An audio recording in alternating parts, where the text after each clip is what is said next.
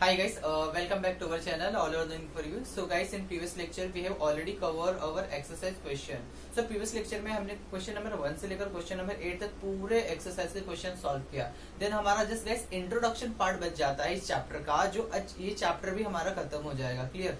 So guys, जब हम chapter को स्टार्ट करते हैं, एक्चुअली चैप्टर स्टार्ट होता है हमारा हाइड्रोकार्बन से, जो हमारा मेन मुद्दा है हाइड्रोकार्बन है. एंड हमने हाइड्रोकार्बन को अच्छे से पूरा डील किया. क्लियर? सो यहाँ पे ना थोड़े टर्म्स बच जाते हैं जो इंट्रोडक्शन पार्ट में आते हैं. सो यहाँ पे ना चैप्टर को जब स्टार्ट करोगे, जब पढ़ोगे ना, तो स्टार्टिंग में ही आपको कुछ क्वेश्चन दिए गए हैं. क्लियर? सो फर्स्ट क्वेश्चन क्या है guys? What are the types of compounds? Clear? अब यहाँ पे टर्म दिया गया है कि कंपाउंड्स क्या होते हैं, इसके टाइप्स हमें बताना है. सो गाइस, मैं यहाँ पे इसका आंसर बता देता हूँ. देखो, कंपाउंड्स क्या होते हैं गाइस, अगर किसी को आइडिया हो या यस सी बेटा, कंपाउंड्स क्या होते हैं. सी, अगर इसको डिफाइन करना हो तो हम बोल सकते हैं कंपाउंड्स आर, और we can say they are made up of yes guys two और more than yes two element. Clear? तो यहाँ पे देखो गाइस, सपोज मैं एग्जांपल ले लेता हूँ. सपोज मैंने CH4 ले लिया, ये CH4 ले लिया, इसका नाम क्या है गाइस? यस हाइड्रोकार्बन में पढ़ा रहेगा, इसका नाम है मीथेन. क्लियर? सपोज मैंने NaCl ले लिया, जो हमारा टेबल सॉल्ट है ना, जिसको बोलते हो सोडियम क्लोराइड. सो गाइस, यहाँ पे देख सकते हो कि यहाँ पे ये एक मीथेन कंपाउंड है, ये हमारा मीथेन कंपाउंड है. और सोडियम क्लोराइड क्या है? ये भी एक तरह का कंपाउंड है. कंपाउंड का डेफिनेशन ही क्या होता है? Compounds are the yes substance which are made up of 2 और मोर देन 2 एलिमेंट्स. राइट? तो यहाँ पे देखो गाइस, जब इसको ब्रेक करोगे ना, तो यहाँ पे कार्बन मिल रहा है एंड हाइड्रोजन मिल रहा है. यहाँ पे कितने हैं वो हमें नहीं चाहिए, बट एलिमेंट क्या प्रेजेंट है वो हमें देखना है. क्लियर? तो यहाँ पे देखो क्या क्या प्रेजेंट है, इसको तोड़ दो तो यहाँ पे सोडियम एलिमेंट मिल रहा है, और गैस कौन कौन सा? क्लोरीन एलिमेंट मिल रहा है. क्लियर? तो यहाँ पे ये एलिमेंट फ्री है, बट जब कंबाइन हो रहे हैं ना तो कुछ बना रहे हैं, एंड उसी को क्या बोला जा रहा है गाइस? कंपाउंड. क्लियर? अब यहाँ पे इसके क्या बोला, इसके टाइप्स देख लेते हैं. यहाँ पे एक्चुअली दिया नहीं है, बट इसके टाइप्स देख लेते हैं गाइस. क्लियर? तो यहाँ पे ना बेटा, कंपाउंड्स के ना 2 टाइप होते हैं. कंपाउंड्स के 2 टाइप्स होते हैं. एक होता है guys ionic. Yes, ionic compounds होते हैं. क्लियर? आयोनिक्स. और दूसरा होता है guys yes covalent compounds. Clear? And generally हमारे ऑर्गेनिक कंपाउंड जो आते हैं ना गाइस, वो सब कोवालेंट में ज्यादा आते हैं. Yes guys, organic compounds. Organic compounds का मतलब क्या होता है गाइस? जितने भी कंपाउंड जिनमें क्या प्रेजेंट होना चाहिए? कार्बन. जिनमें क्या प्रेजेंट होना चाहिए? बेसिक कंस्टिट्यूएंट्स एलिमेंट क्या होना चाहिए? कार्बन. अगर किसी भी कंपाउंड में कार्बन है तो वो हमारा ऑर्गेनिक कंपाउंड होगा. अगर कार्बन को छोड़ के बाकी सब प्रेजेंट है तो वो हमारा आता है गाइस इनऑर्गेनिक में. Yes, inorganic compound. And inorganic compound generally क्या होते हैं गाइस? आयोनिक इन नेचर होते हैं. क्लियर? और जितने भी ऑर्गेनिक कंपाउंड्स हमारे मिलेंगे वो क्या होते हैं? Covalent in nature. क्लियर? अब ये आयोनिक क्या होता है, कोवेलेंट क्या होता है, इलेक्ट्रॉन हम डिस्कस करने वाले हैं गाइस. बट इतना याद रखना, कंपाउंड्स के मेन बेसिक टाइप्स कौन कौन से? ऑर्गेनिक, सॉरी यहाँ पे ऑर्गेनिक और इनऑर्गेनिक है. क्लियर? और ऑर्गेनिक में क्या प्रेजेंट होना चाहिए? कार्बन. बट गाइस, अगर साइंस पढ़ते हो तो कुछ एक्सेप्शन जरूर रहते हैं. एंड सिमिलरली गाइस, कुछ ऐसे इनऑर्गेनिक कंपाउंड जिसमें कार्बन प्रेजेंट है, जैसे देखो कार्बोनेट कंपाउंड ले लो, जैसे मैंने कैल्शियम कार्बोनेट लिया CaCO3, तो यहाँ पे दिख रहा है कार्बन प्रेजेंट है, but it is inorganic compound. Because इसका नेचर देखो ना, आयोनिक आएगा. तो आयोनिक कंपाउंड जनरली हमारा इनऑर्गेनिक रहता है. और कुछ एग्जांपल ले सकते हो, जैसे कैल्शियम कार्बाइड ले लिया गाइस, CaC2, तो ये कार्बाइड है, ये कार्बोनेट कंपाउंड है. सॉरी, कौन सा है? कार्बाइड कंपाउंड है. तो ये क्या हो गया गाइस? इनऑर्गेनिक कंपाउंड है. जैसे हमारा CO2 gas, carbon dioxide, CO2 gas, ये क्या है गाइस? ये भी एक इनऑर्गेनिक कंपाउंड है. या कार्बन मोनोऑक्साइड ले लो, carbon CO monoxide, all this are inorganic compound. Clear guys? तो आई होप आपको कंपाउंड पता चला हो एंड कंपाउंड के सब टाइप्स पता चला हो कि compounds are made up of 2 और more than 2 elements. right? And there are two types, inorganic and organic. Organic possess all carbon in their constituent element, and inorganic क्या होता है, except carbon all present रहेगा, but कुछ exception है, जैसे ये अभी यहाँ पे सोडियम क्लोराइड ले लूं, अब यहाँ पे सोडियम क्लोराइड किसका एग्जांपल है गाइस, इनऑर्गेनिक का, और मीथेन किसका एग्जांपल है, ऑर्गेनिक का, बिकॉज यहाँ पे कार्बन प्रेजेंट है। बट ये एक्सेप्शन याद रखना गाइस, कैल्शियम कार्बोनेट मतलब ये कार्बोनेट जिसमें प्रेजेंट रहेंगे, कार्बोनेट में वाले कार्बोनेट, और देन क्या है गाइस, ये CO2 gas and carbon monoxide, और ये क्या है गाइस, कार्बाइड वाले, व्हाट गाइस, कार्बाइड वाले, क्लियर। सो आई होप गाइस ये फर्स्ट वाला आपको क्वेश्चन क्लियर हो। Now read the second question guys. So if you want take a screenshot guys. Now read the second question guys. What is given? Objects in everyday use such as food stuffs, fiber, paper, medicine, woods, fuels are made up of various compounds. Which constituent elements are common in this compound? Clear? तो बेटा यहाँ पे पूछा गया है कि जो हमारे ये सब कंपाउंड है, फूड स्टफ्स या मेडिसिन, फाइबर, पेपर, जो भी हो, इनमें एक कंस्टिट्यूएंट एलिमेंट सेम है, वो क्या है, और हमें पता करना है। क्लियर? तो देखो बेटा यहाँ पे ना आपने फूड स्टफ में देखा, फूड स्टफ जनरली क्या होते हैं, they are made up of what, carbohydrate, protein, fats, whatever. Clear? तो यहाँ पे ना गाइस जितने भी कार्बोहाइड्रेट, प्रोटीन, फैट्स में क्या होते हैं, जनरली कार्बन प्रेजेंट रहते हैं। क्लियर? अगर इनको जलाओगे ना तो देखोगे ब्लैक ऐश मिलेगा, वो भी क्या है, कार्बन एक तरह का है। क्लियर? ह्यूमन बींग जब मरता है तो उसको जब जलाते हैं तो भी तो बड़ा क्या मिलता है, कार्बन ही मिलता है ना, पूरा ब्लैक पाउडर। क्लियर?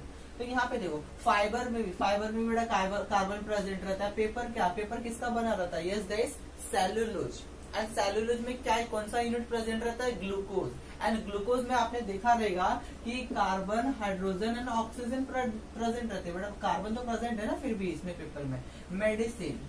मेडिसिन भी कोई देखोगे ना बेटा कि कार्बन के ऑर्गेनिक डेरिवेटिव रहते हैं, मतलब कार्बन प्रेजेंट रहता है।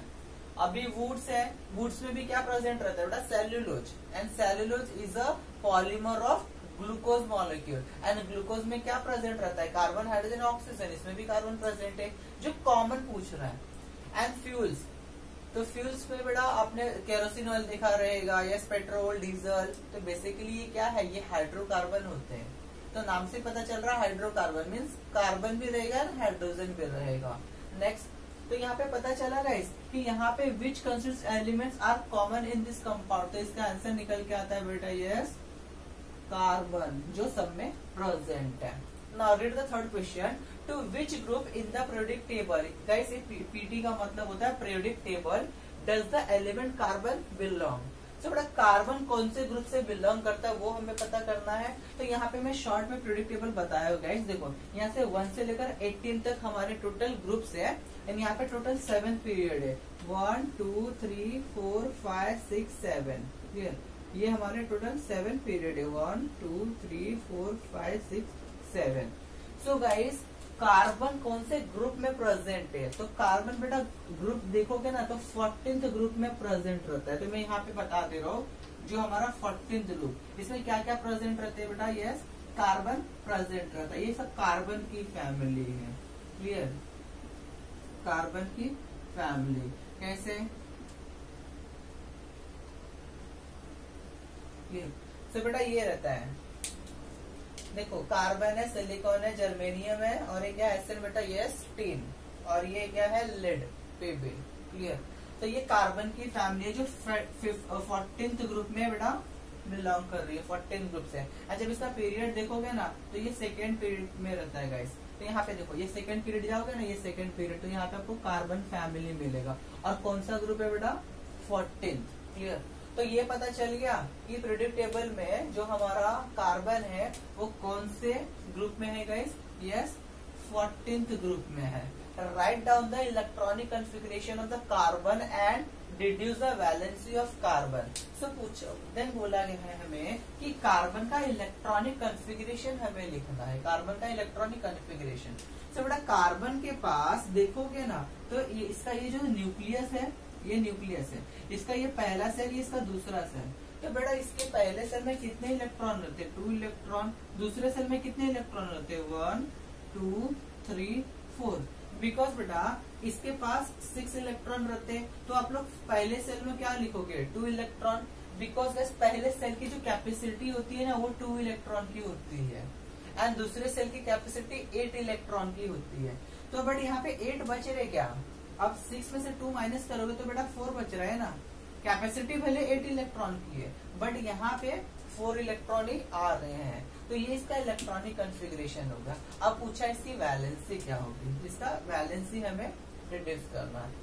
सो गाइस देखो वैलेंसी हम कैसे निकालते हैं, अगर किसी भी एलिमेंट के आउटर मोस्ट सेल में ऑक्टेट कंप्लीट है, मतलब इलेक्ट्रॉन पूरा फिल होना चाहिए, जितना कैपेसिटी उतना फिल होना चाहिए, तो वो मॉलिक्यूल स्टेबल होता है। एंड कोई भी मॉलिक्यूल या कोई भी एलिमेंट खुद को स्टेबलाइज करने की कोशिश करता है।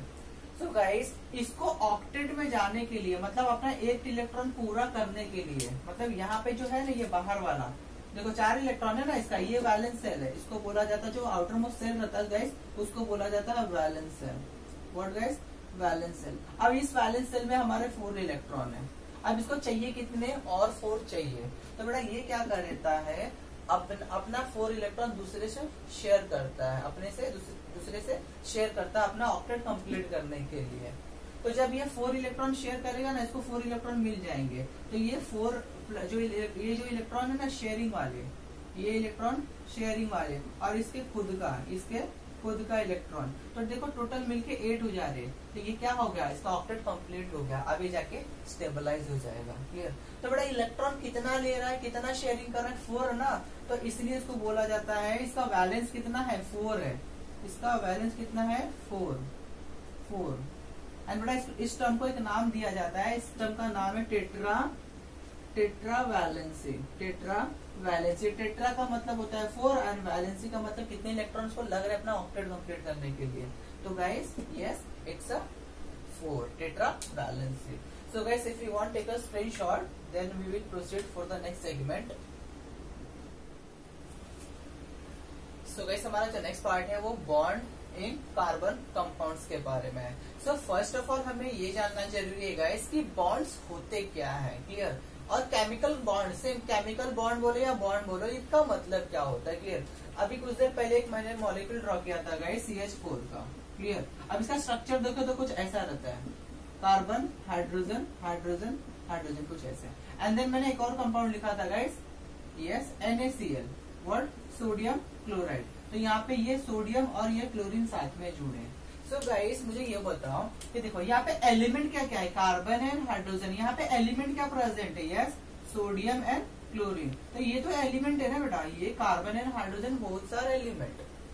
तो ये एलिमेंट आपस में कनेक्टेड है। देखो ये बॉन्ड दिख रहा है, ये वाला बॉन्ड, ये वाला, तो ये आपस में कनेक्टेड है ना। ये ऐसे ही तो कनेक्ट होंगे नहीं, कुछ तो रीजन होगा इनके कनेक्शन का।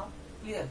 तो बड़ा यहाँ पे जो कनेक्शन है ना, जो कनेक्ट हो रहे हैं ना, यहाँ पे जो कनेक्ट हो रहे हैं, इन्हीं को बोला जाता है बॉन्ड। और ये किस तरह से बॉन्ड बनाते हैं वो भी हम पढ़ेंगे। क्लियर। और इनमें कौन सा बॉन्ड प्रेजेंट है, बिकॉज इसके भी टाइप्स होते हैं बॉन्ड के। तो देखो इनका डेफिनेशन क्या है, the force of attraction which holds, which यहाँ पे हेल्ड्स आएगा guys, sorry, which holds the 2 atoms. देखो द अलग अलग एटम्स है ना दोनों, 2 एटम्स और ions in a molecule together, ions together in a molecule is called as yes chemical bond. Clear. मतलब क्या है, ये फोर्स ऑफ अट्रैक्शन है जो एक दूसरे को यस कनेक्ट करके रख रहा है गाइस। क्लियर। और गाइस इसके ना फर्दर 2 टाइप्स होते हैं।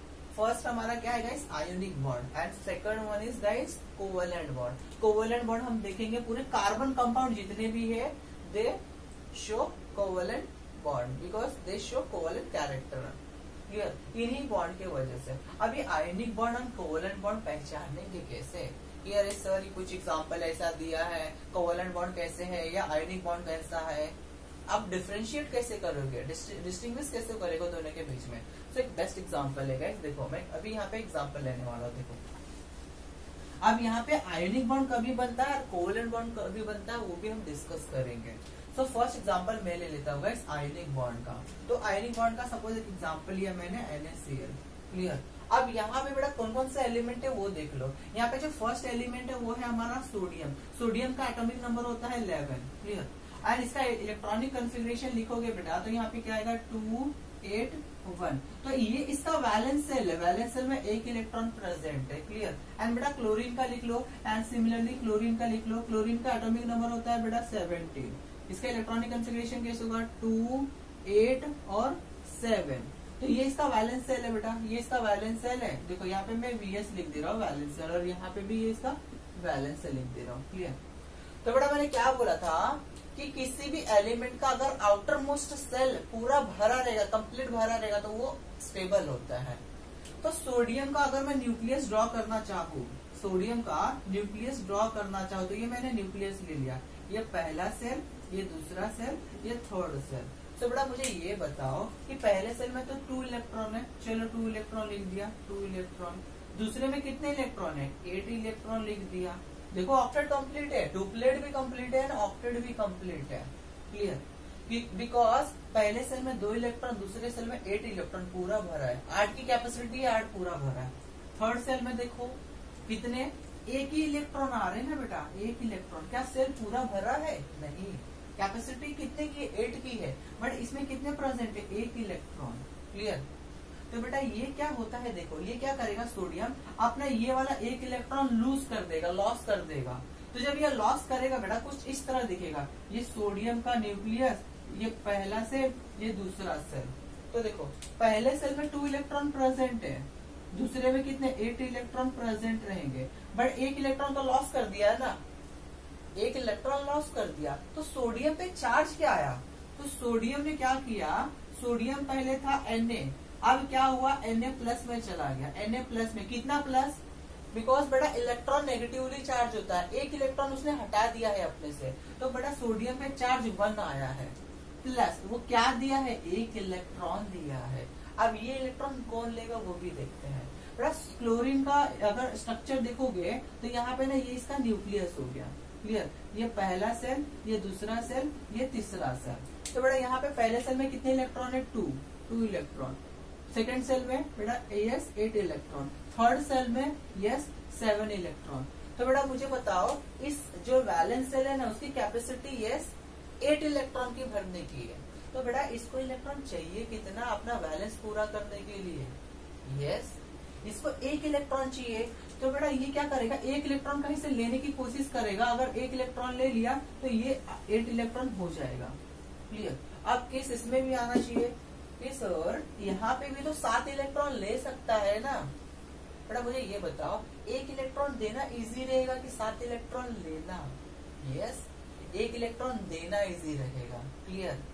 तो ये क्या करेगा बेटा, 1 इलेक्ट्रॉन लॉस करके अपना Na प्लस में चला गया, Na प्लस में चला गया 1 इलेक्ट्रॉन देके। और ये बेटा क्या करेगा, देखो 1 इलेक्ट्रॉन लेगा, किससे लेगा, यस क्लोरीन से लेगा जो इलेक्ट्रॉन दे रहा है।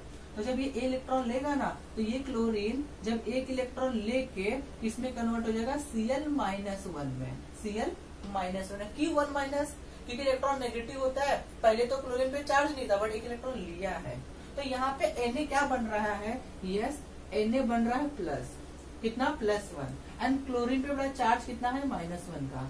तो देखो आयंस मतलब पता है, आयन मतलब आयोनिक चार्ज। एक होता है केटायंस, सी आयोनिक का मतलब होता है बेटा केटायंस एंड एक होता है अनायंस। केटायंस का मतलब होता है positive charge species, yes guys positive charge species. And guys anions का मतलब होता है नेगेटिव चार्ज स्पीसीज। एंड इनके बीच में जब अट्रैक्शन होकर बॉन्ड बनता है ना उसको बोला जाता है आयोनिक बॉन्ड, क्लियर। तो बेटा यहाँ पे देखो Na plus and Cl minus क्या है, अपोजिट चार्ज है ना, अपोजिट चार्ज में क्या होगा, अट्रैक्शन, और इनके बीच में जो बॉन्ड बनेगा ना उस बॉन्ड को बोलेंगे आयोनिक बॉन्ड। बिकॉज इनको जब तोड़ोगे ना तो 2 आयंस मिलेंगे, एक मिलेगा केटायंस, एक मिलेगा अनायंस। देखो पॉजिटिवली चार्ज केटायंस मतलब पॉजिटिवली चार्ज कौन सा, ये बेटा केटायंस है आपका, और ये क्या रहेगा बेटा अनायंस। जब इसको तोड़ोगे ना तो ये अलग अलग मिलेंगे। एंड जब साथ में लिखोगे तो कैसे लिखते हो, NaCl, एंड जब तोड़ दोगे तो क्या मिलेगा, Na plus N plus Cl minus, ये मिलेगा अपने को। आयंस तो सेपरेट हो गए, clear. I hope guys ionic bond clear होगा। एंड गाइस आयनिक बॉन्ड की खास बात देख लो, आयनिक बॉन्ड का जो अट्रैक्शन रहता है ना वो काफी हाई रहता है, इसलिए इनके जितने भी आयोनिक कंपाउंड रहते हैं, सो गाइस और मैं यहाँ पे लिख दे रहा हूँ आयोनिक, यहाँ पे नोट करके लिख दे रहा हूँ गाइस, ये याद रखना, ionic compounds so high melting point. Yes guys, melting point, ये जल्दी पिघलते नहीं है गाइस, इसको हीट करोगे ना जल्दी पिघलते नहीं है, बिकॉज इनका फोर्स ऑफ अट्रैक्शन काफी हाई रहता है। बिकॉज जस्ट शॉर्ट में लिख दे रहा हूँ guys, because of yes high attraction force.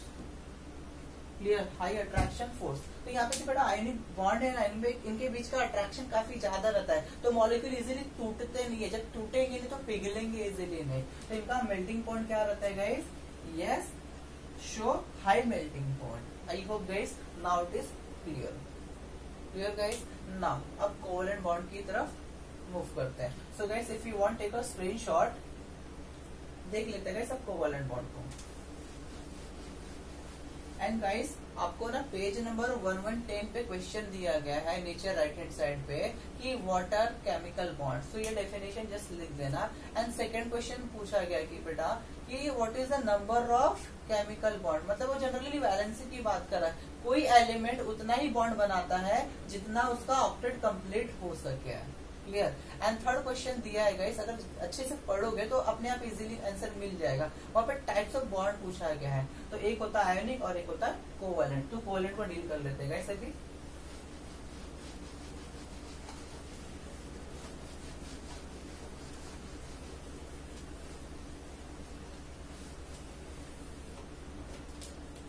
देखो अभी नेक्स्ट क्या है guys?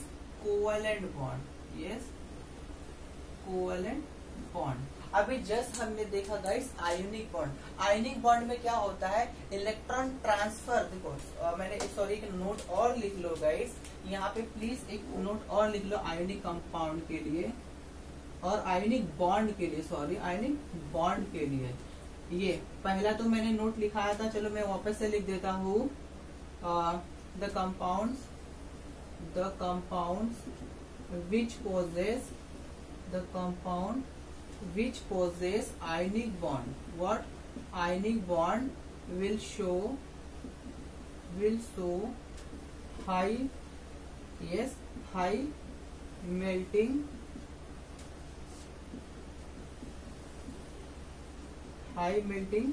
point। Clear.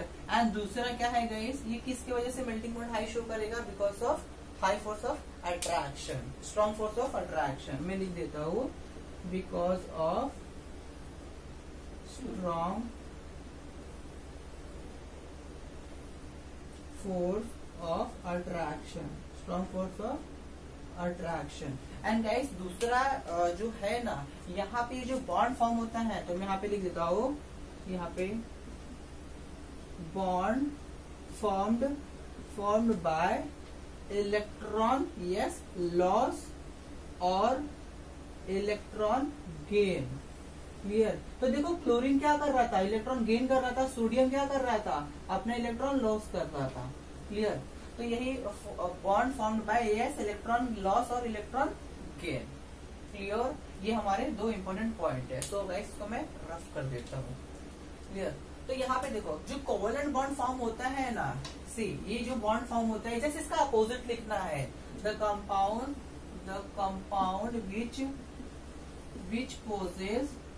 Which possess covalent bond will show yes low melting point, because इनका फोर्स ऑफ अट्रैक्शन रहता है ना गाइस, वो काफी वीक होता है।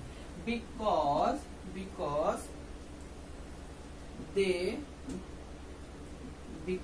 they show, yes guys, yes, यहाँ पे क्या लिखा आपने? स्ट्रॉन्ग फोर्स ना, तो यहाँ पे क्या लिखोगे? Yes, weak force of attraction. Clear. Generally इनका देखोगे ना 800-900 डिग्री सेल्सियस पे कंपाउंड मेल्ट होता है। एंड हमारे जितने भी ऑर्गेनिक कंपाउंड होते हैं उनका ज्यादा से ज्यादा 300 डिग्री सेल्सियस कंपाउंड होता है, उसके पहले सब पिघल जाते हैं। एसीटोन को देख लो, एसीटोन को जब हाथ पे रखोगे ना, फूंक मारो अपने आप उड़ जाता है। बिकॉज एसीटोन का आई थिंक यस 56 है, इसका बॉइलिंग पॉइंट 56 है। तो जैसे हाथ पे रखोगे ना वो क्या हो जाएगा, यूपरेट हो जाएगा। बट सॉल्ट को रखो, सॉल्ट नहीं होता, एज इट इज पड़ा रहता है। क्लियर।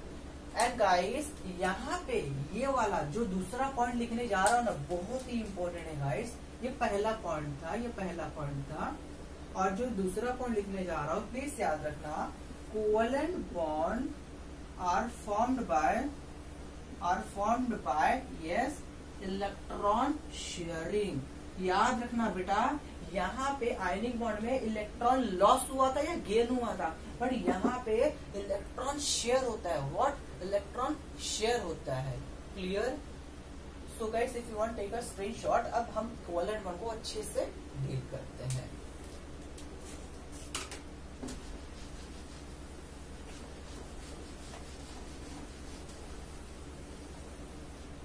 देखो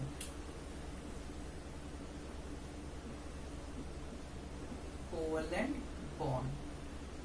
अब देखो बेटा, कोवेलेंट बॉन्ड एक्चुअली होता क्या और क्यों कोवेलेंट बॉन्ड की जरूरत पड़ती है।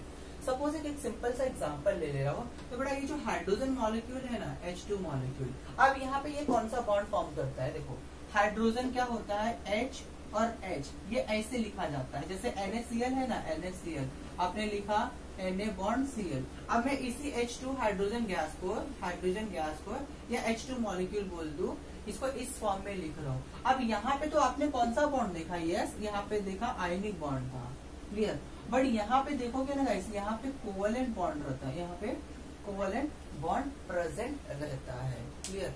एंड बेटा प्लीज याद रखना, यहाँ पे इसने इलेक्ट्रॉन लॉस करने के बाद Na+ बना था जो कि स्टेबल था, और ये बेटा क्या बना था, यस Cl- जो कि स्टेबल था।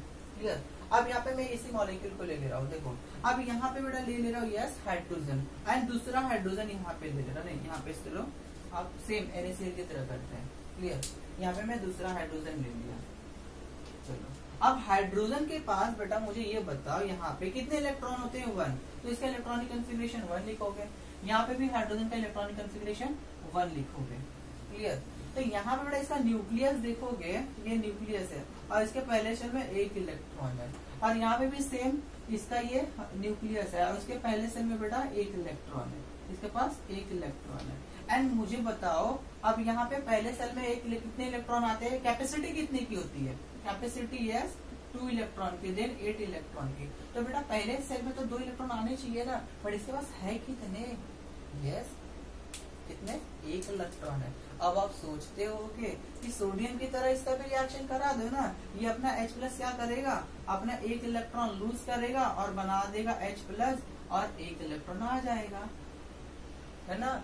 एंड ये H क्या करेगा, ये H क्या करेगा, 1 इलेक्ट्रॉन लेगा। H के पास कितने इलेक्ट्रॉन है, यस हाइड्रोजन के पास 1 इलेक्ट्रॉन है, 1 इलेक्ट्रॉन प्लस ये 1 इलेक्ट्रॉन किससे लिया, ये हाइड्रोजन से लिया, और बन जाएगा यस गाइस, यस H1- बन जाएगा। ये हाइड्रोजन क्या कर रहा है, 1 इलेक्ट्रॉन लेके H- बन जा रहा है। तो बेटा यहाँ पे प्लीज याद रखना, H+ है ना, याद रखना 1 इलेक्ट्रॉन देने के बाद जो H+ बना है ना, वो स्टेबल होता है, वो क्या होता है, स्टेबल होता है। बट जो ये हमारा H- है ना, H- 1 इलेक्ट्रॉन लेने के बाद ये हाईली अनस्टेबल होता है बेटा, हाईली अनस्टेबल होता है। एंड जब मॉलिक्यूल कभी बनता है, जब कुछ स्टेबिलिटी आती है। एंड बेटा जब अनस्टेबल होगा तो प्रोडक्टिव फॉर्म नहीं होगा, जो हमें बनना चाहिए वो बनेगा ही नहीं। तो गाइस यहाँ पे ये आयोनिक वे से नहीं बन सकता। क्यों नहीं बन सकता, क्योंकि मॉलिक्यूल स्टेबल हो जा रहा है ना, एक स्टेबल है तो दूसरा अनस्टेबल है। बट हमने इसके केस में क्या देखा, ये भी तो स्टेबल था और ये भी स्टेबल था, बट इस केस में क्या, ये स्टेबल है और वो अनस्टेबल है, बिकॉज जब इसका एनर्जी चेक किया गया ना, काफी हाई होता है। एंड गाइस प्लीज याद रखना, किसी मॉलिक्यूल का एनर्जी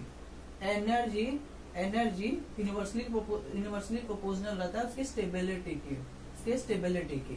सो गाइस इसका एनर्जी देखोगे ना काफी हाई रहता है, इसका एनर्जी देखोगे ना काफी कम रहता है, तो ये स्टेबल है, ये अनस्टेबल है। क्लियर। हायर स्टडी में जाओगे तो ये पता चलेगा एनर्जी एंड स्टेबिलिटी का relationship in the molecule. Clear guys. So guys ये तो आयोनिक वे से पॉसिबल ही नहीं है, तो ये जो है ना हमारा मुद्दा आयोनिक वाला हटा दो। अब आता है कोवेलेंट वाला।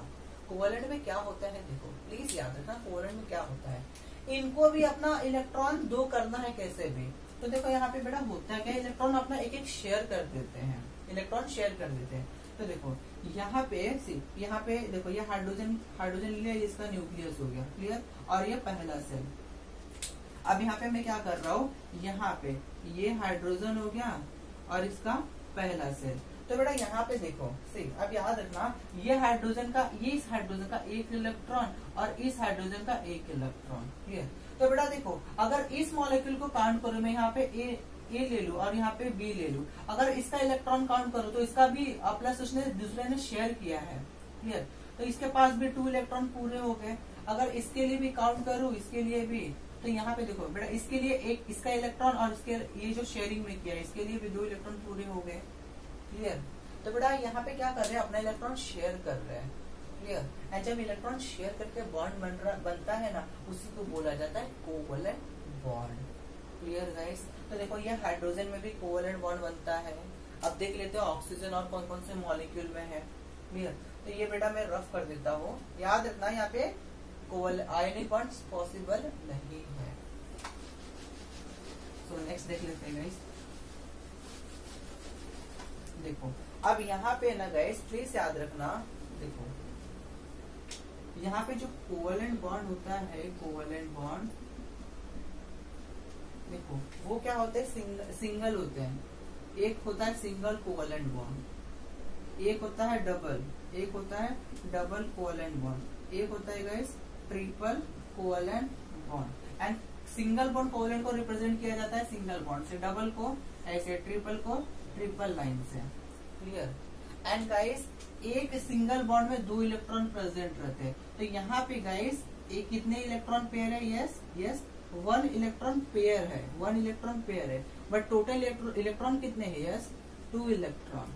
एंड इसमें देखो कितने इलेक्ट्रॉन गाइस, 1 2 3 4। तो यहाँ पे ना गाइस यस 1 2, यहाँ पे 2 इलेक्ट्रॉन पेयर है, यहाँ पे 2 इलेक्ट्रॉन पेयर है। तो यहाँ पे टोटल 4 इलेक्ट्रॉन है। एंड इसमें गाइस यस 1 2 3 4 5 6, यहाँ पे 3 इलेक्ट्रॉन पेयर है, 3 इलेक्ट्रॉन पेयर है। मतलब इस बॉन्ड में टोटल कितने इलेक्ट्रॉन है गाइस, 6 इलेक्ट्रॉन है, क्लियर।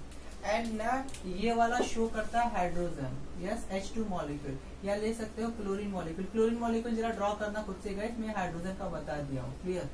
हाइड्रोजन में देखा ना अभी जस्ट, हाइड्रोजन में कैसा रहता है, ऐसा बॉन्डिंग रहता है ना अपना, एक इलेक्ट्रॉन शेयर रहते हैं, क्लियर। एंड गाइस यहाँ पे ये जो डबल बॉन्ड वाला ना, ये ऑक्सीजन मॉलिक्यूल शो करता है, और ट्रिपल बॉन्ड वाला गाइस यस नाइट्रोजन शो करता है, N2 मॉलिक्यूल। देखो मैं ऑक्सीजन का भी बता देता हूँ, नाइट्रोजन का भी बता देता हूँ यहीं पे।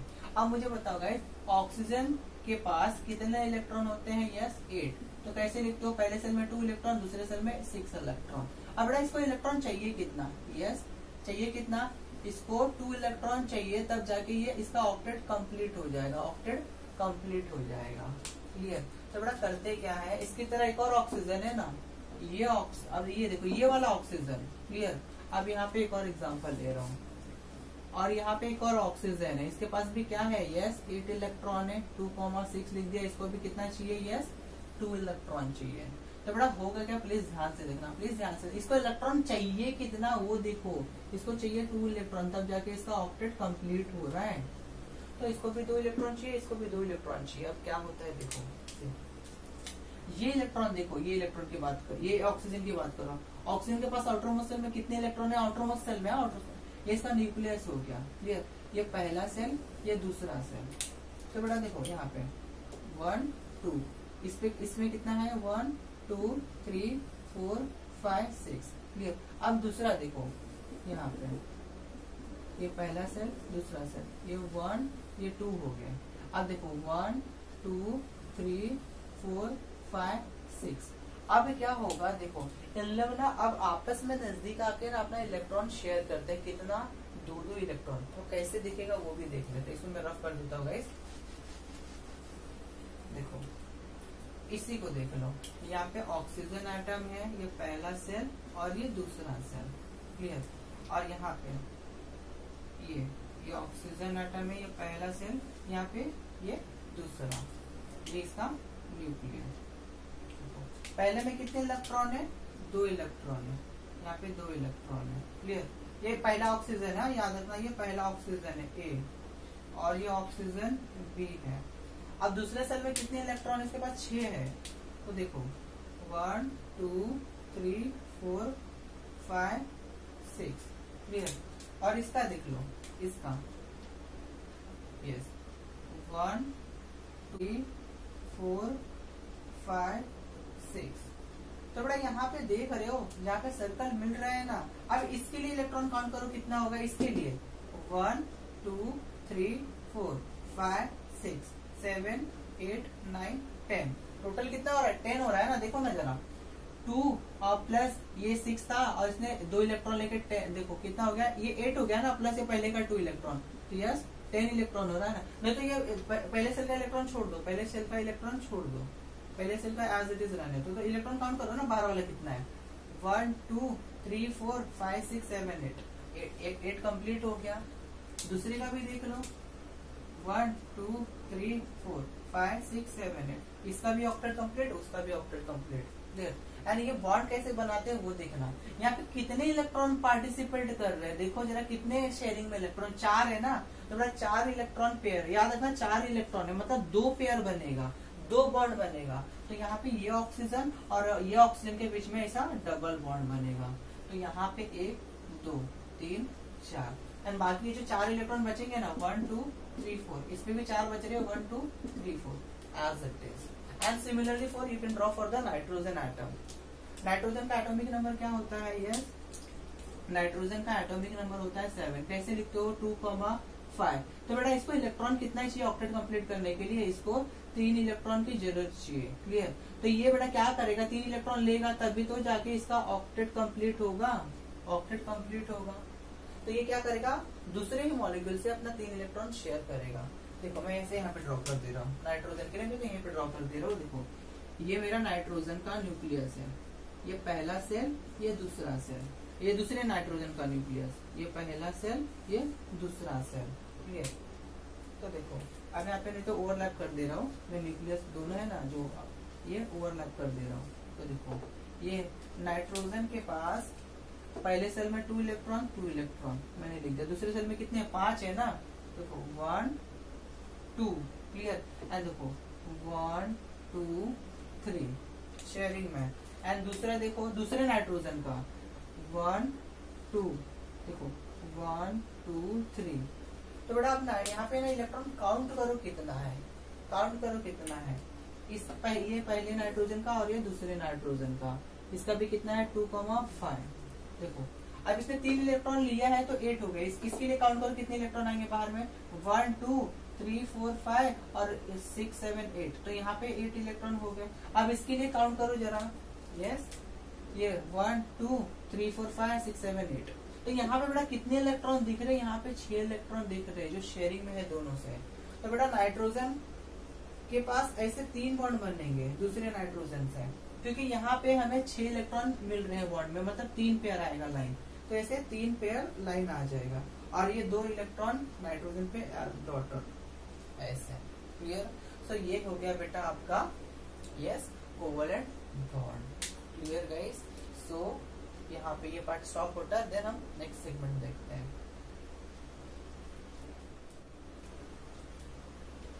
सो गाइस एक क्वेश्चन है मेरा कि कार्बन कोवलेंट बॉन्ड क्यों प्रेफर करता है, राइट।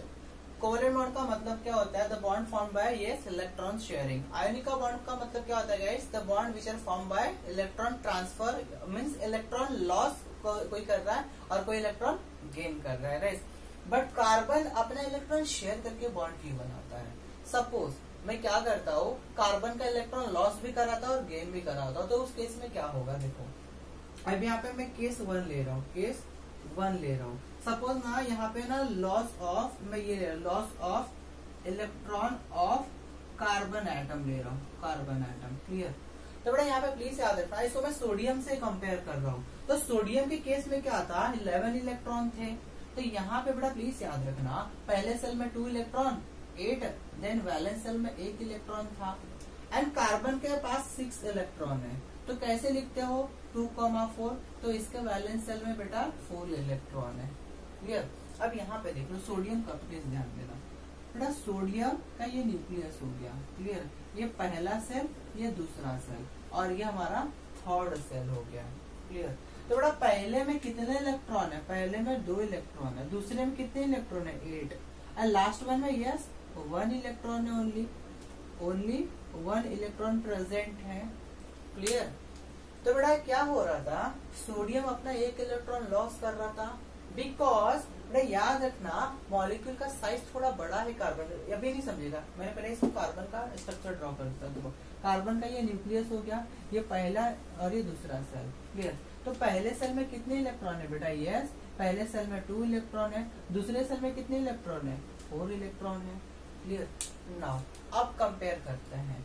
तो बेटा सपोज मैं ना इस इलेक्ट्रॉन को निकालने की कोशिश कर रहा हूँ, तो इस जब ये इलेक्ट्रॉन निकलेगा सोडियम से, तो बेटा सोडियम क्या होगा? जब ये Na+ में कन्वर्ट होगा और प्लस ये 1 इलेक्ट्रॉन दे रहा है, क्लियर। तो इसके वैलेंस सेल से मैंने 1 इलेक्ट्रॉन निकाल दिया, थोड़ा सा एनर्जी दूंगा तो ये निकल गया।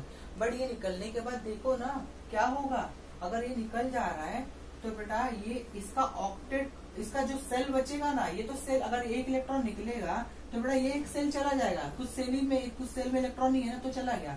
तो अब सेल देखो, इसका बैलेंस सेल जो नया बना ना, अब ये Na+ का जो नया सेल बनेगा वो ये रहेगा, उसका इलेक्ट्रॉनिक कॉन्फ़िगरेशन 2,8 आएगा, मतलब ऑक्टेट कंप्लीट है, इसका ऑक्टेट कंप्लीट है। बट कार्बन के केस में क्या होता है बेटा? देखो जब 1 इलेक्ट्रॉन निकालोगे, क्लियर, 1 इलेक्ट्रॉन निकालोगे तो यहाँ पे बेटा यहाँ पे प्लीज याद रखना मॉलिक्यूल का साइज छोटा है बेटा, मॉलिक्यूल का साइज छोटा है। यहाँ पे साइज बड़ा था, यहाँ पे थर्ड ऑर्बिटल भी था। तो बेटा न्यूक्लियस पहला सेल, दूसरा सेल, तीसरा सेल, याद रखना न्यूक्लियस के जो नियर में सेल रहता है ना, इनके बीच में अट्रैक्शन काफी स्ट्रांग रहता है, तो इलेक्ट्रॉन निकालना बहुत ही डिफिकल्ट होता है, बिकॉज न्यूक्लियस पॉजिटिवली चार्ज है, वहाँ पे प्रोटॉन न्यूक्लियस है एंड इलेक्ट्रॉन शेल्स में घूम रहे हैं, तो इनके बीच में हाईली अट्रैक्शन रहता है, एकदम खींच के रखता है। बट जैसे जैसे सेल्स दूर होते जाते हैं ना, तो यहाँ पे ऐसे इलेक्ट्रॉन इजिली रिमूव हो जाते हैं, because force of attraction nucleus का आउटर मोस्ट सेल पे वो बहुत ही कम रहता है। बट जब सेल्स छोटे होते हैं ना, सेल्स जब पास में होते हैं ना, काफी फोर्स ऑफ अट्रैक्शन ज्यादा होता है। तो यहाँ पे देखो, यहाँ पे डिस्टेंस देखो, पहला सेल ये पहला सेल, ये दूसरा सेल, ये तीसरा सेल, क्लियर। तो यहाँ पे डिस्टेंस देखो, और यहाँ पे देखो ये पहला सेल और ये दूसरा सेल, तो बेटा यहाँ पे डिस्टेंस काफी, सेकंड सेल ये इसका, ये वैलेंस सेल कौन सा है? सेकंड सेल, और इसका वैलेंस सेल कौन सा है? ये थर्ड सेल, ये थर्ड सेल इसका वैलेंस सेल था। तो बेटा यहाँ पे डिस्टेंस कम है वैलेंस सेल का, तो इलेक्ट्रॉन को निकालना काफी डिफिकल्ट होता है। तो सपोज आपने इलेक्ट्रॉन निकाल भी दिया, सपोज, तो ये 4 इलेक्ट्रॉन चले गए एंड कार्बन के पास चार्ज कितने आए? यस +4 आ गए। बेटा आप ये ऐसा कभी लिख नहीं सकते, हाईली अनस्टेबल होता है, बिकॉज कार्बन के चारों इलेक्ट्रॉन को निकालने के लिए ना ट्रेमेंडस अमाउंट ऑफ एनर्जी देना पड़ेगा, उतने में मॉलिक्यूल डिस्ट्रॉय हो जाएगा। यहाँ पे तो थोड़ा एनर्जी देके निकाल लिए, बट यहाँ पे नहीं कर सकते, सोडियम का इलेक्ट्रॉन नहीं निकाल सकते आप, तो सॉरी सोडियम का निकाल सकते, कार्बन का इलेक्ट्रॉन नहीं निकाल सकते, क्लियर। चलो ठीक है, अगर इलेक्ट्रॉन नहीं निकाल सकते, इलेक्ट्रॉन देके तो देखते हैं। तो बेटा अगर इलेक्ट्रॉन दोगे, सपोज यहाँ पे मैं क्लोरीन से कंपेयर करता हूँ, सपोज बेटा यहाँ पे क्लोरीन ले लेता हूँ, क्लोरीन का एटॉमिक नंबर 17 था, 2 8 कैसा था? यस गाइस, यस 7 था, क्लियर। अब सोडियम जब 1 इलेक्ट्रॉन लिया है तो इसका आउटर मोस्ट सेल में 8 इलेक्ट्रॉन आ गया है, क्लियर। बट अगर कार्बन, सपोज कार्बन ने 4 इलेक्ट्रॉन लिया तो 4 माइनस आएगा ना। तो बेटा अगर यहाँ पे वैलेंस सेल पे और मैं 4 इलेक्ट्रॉन दे दूं, तो बेटा होगा क्या? देखो यहाँ पे क्लोरीन का साइज बड़ा है, क्लोरीन का साइज देखोगे ना, पहले सेल में 2 इलेक्ट्रॉन, दूसरे में 8 एंड तीसरे में 7 रहते हैं, 7 इलेक्ट्रॉन रहते हैं, बट 1 इलेक्ट्रॉन ले रहा है ना, 1 इलेक्ट्रॉन ले रहा है, तो साइज बड़ा है। जब मॉलिक्यूल का साइज बड़ा होता है ना, तो नेगेटिवली चार्ज इजीली बेयर हो जाता है, जैसे बोलते हैं ना, बड़े लोग के पास कर्जा रहेगा तो चुका देते हैं, बट छोटे लोग के पास कर्जा रहेगा तो नहीं चुका पाते हैं, clear. And electrons are negatively charge. तो बेटा यहाँ पे क्या होगा, अगर मॉलिक्यूल का साइज छोटा हो तो 1 इलेक्ट्रॉन, जब यहाँ पे 4 इलेक्ट्रॉन लेने आएंगे तो इसके पास देखोगे टोटल कार्बन पे चार्ज कितना आएगा? 4 माइनस का आएगा। कार्बन पे जो चार्ज क्या चार्ज आएगा, यस यहाँ पे कार्बन पे चार्ज आएगा 4 माइनस चार्ज। सो गाइस ये हाईली अनस्टेबल होगा बिकॉज ये नेगेटिव चार्ज को बेयर नहीं कर पाएगा, तो ये हाईली अनस्टेबल हो जाता है। इसलिए कार्बन इलेक्ट्रॉन चार्ज देता है, वो क्या करता है, इलेक्ट्रॉन शेयर करता है। क्लियर। सो यही रीजन था गाइस। अब हमारा पेज नंबर 112 पे गाइस क्वेश्चन दिया गया है, जरा सॉल्व कर देते हैं उसको।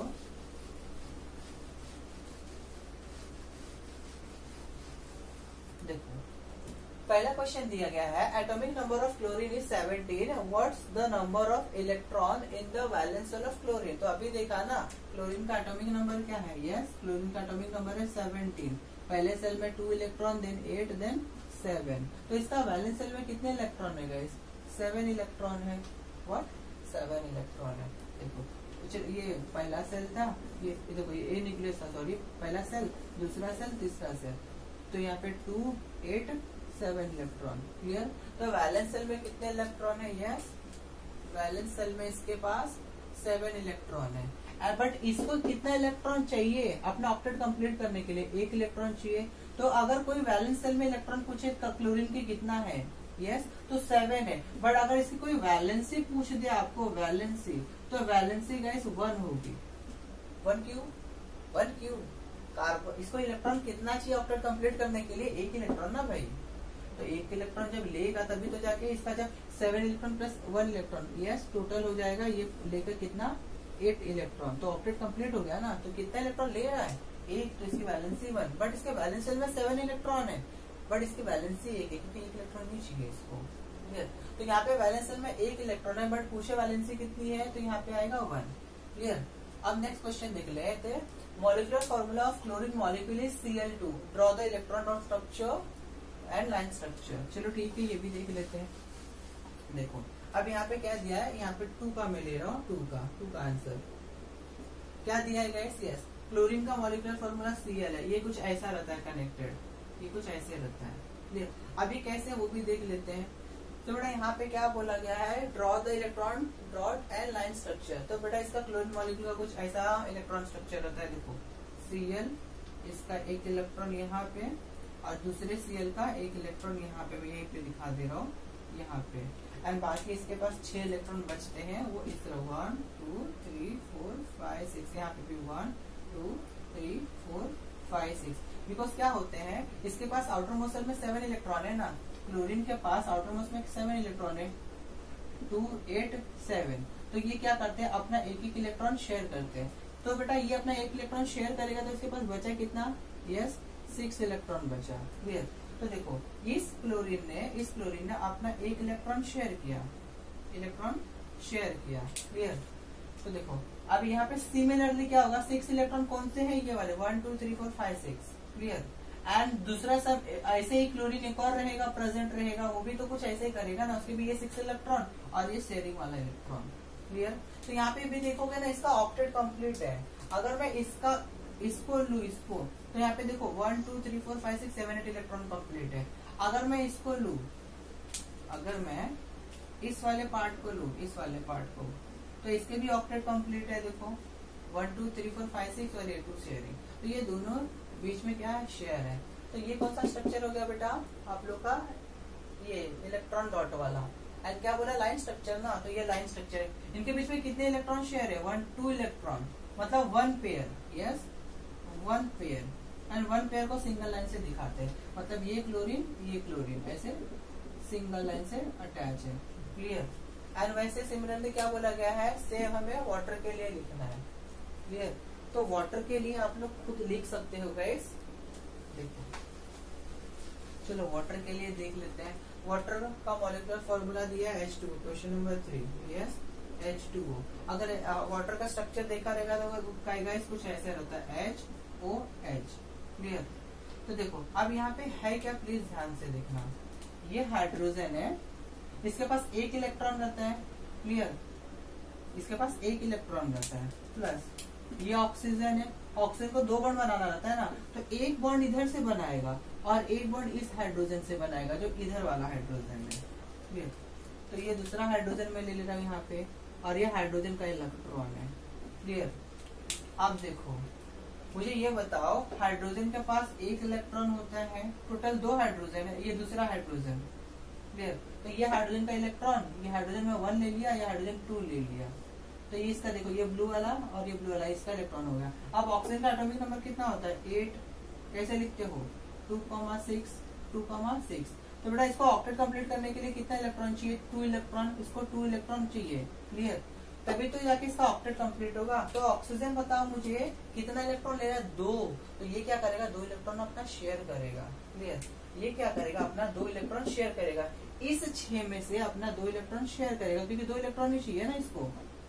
तब जाके क्या करेगा? जब 2 इलेक्ट्रॉन शेयर करेगा, 2 इलेक्ट्रॉन आ रहे हैं शेयरिंग के लिए, और 2 शेयर करेगा, तो ये 4 हो गए। और यहाँ पे 6 में से 2 गए, तो यहाँ पे 4 इलेक्ट्रॉन, 4 और ये 4, 8 हो गए। तो बेटा क्या होगा? देखो 2 इलेक्ट्रॉन तो शेयर में है, एंड इससे 4 इलेक्ट्रॉन एज इट इज बच जाएंगे, क्लियर।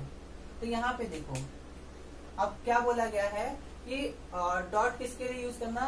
ऑक्सीजन के लिए। क्रॉस किसके लिए? हाइड्रोजन के लिए। हाइड्रोजन का इलेक्ट्रॉन ये है, तो बेटा क्रॉस कर दे रहा हो ऐसे, क्लियर।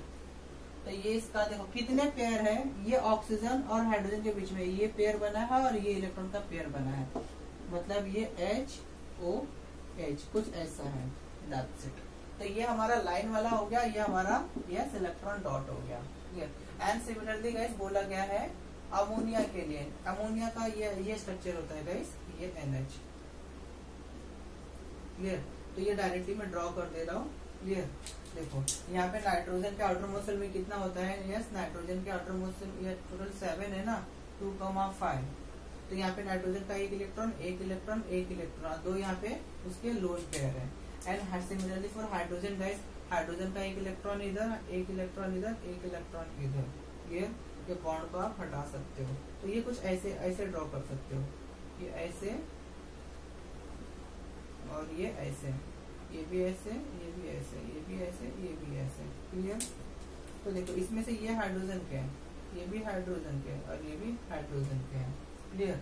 तो यहाँ पे अगर इसके लिए काउंट करोगे, देखो ये वाला बॉन्ड देखो NH, ये वाला इलेक्ट्रॉन पेयर है, ये H, ये वाला इलेक्ट्रॉन पेयर है, और ये वाला इसके लिए, और इसके खुद के 2 इलेक्ट्रॉन, क्लियर।